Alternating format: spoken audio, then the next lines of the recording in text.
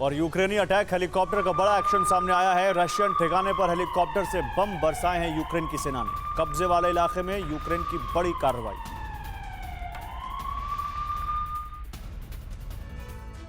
नया साल पूरी दुनिया के लिए उम्मीदों से भरा हो सकता है, लेकिन यूक्रेन के लिए नया साल नई तबाही का साल साबित हो सकता है, क्योंकि नए साल पर वॉर जोन की तस्वीर बिल्कुल ही बदलती जा रही है। जानकार भी दावा कर रहे हैं कि रूस जंग में तेजी लाने जा रहा है और पुतिन पहले से ज्यादा आक्रामक होने जा रहे हैं। पुतिन की इसी तैयारी को भांपकर यूक्रेन ने भी आक्रामक रुख अख्तियार कर लिया है। वॉर जोन से आई हमले की ये लेटेस्ट तस्वीर यूक्रेनी हमले की है।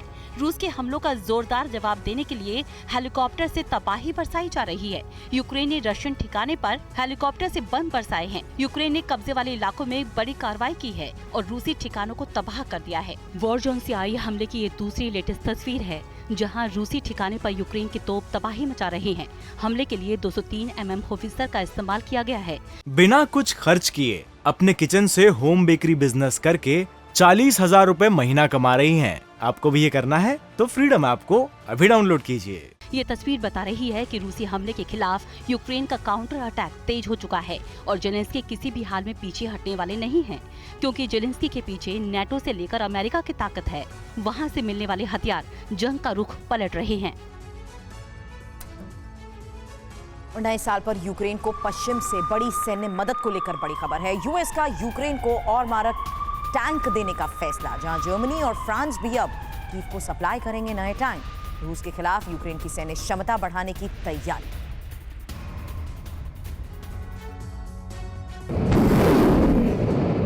रूसी वार पलटवार के लिए यूक्रेन को पहली बार सबसे आधुनिक टैंक्स मिले हैं। अब अमेरिका, जर्मनी और फ्रांस से यूक्रेनी फौज को टैंक्स की बड़ी खेप मिली है, जो युद्ध में रूसी सेना पर कहर बरपा सकते हैं।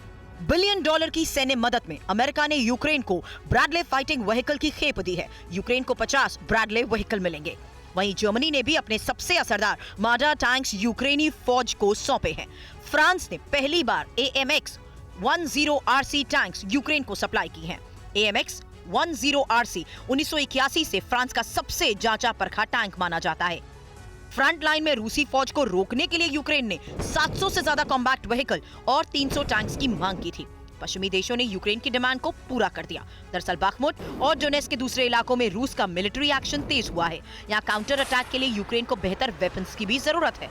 अमेरिका और जर्मनी जैसे देशों ने यूक्रेन की इस जरूरत को पूरा करने की कोशिश की है। और एक और बड़ी खबर है, यूक्रेन के वॉर जोन में भेजी गई है चेचन लड़ाकों की नई खेप। स्पेशल ऑपरेशन जोन में पहुंचे 300 चेचन लड़ाके। अपने दोस्त पुतिन की मदद में फिर सामने आया है कादिरोव।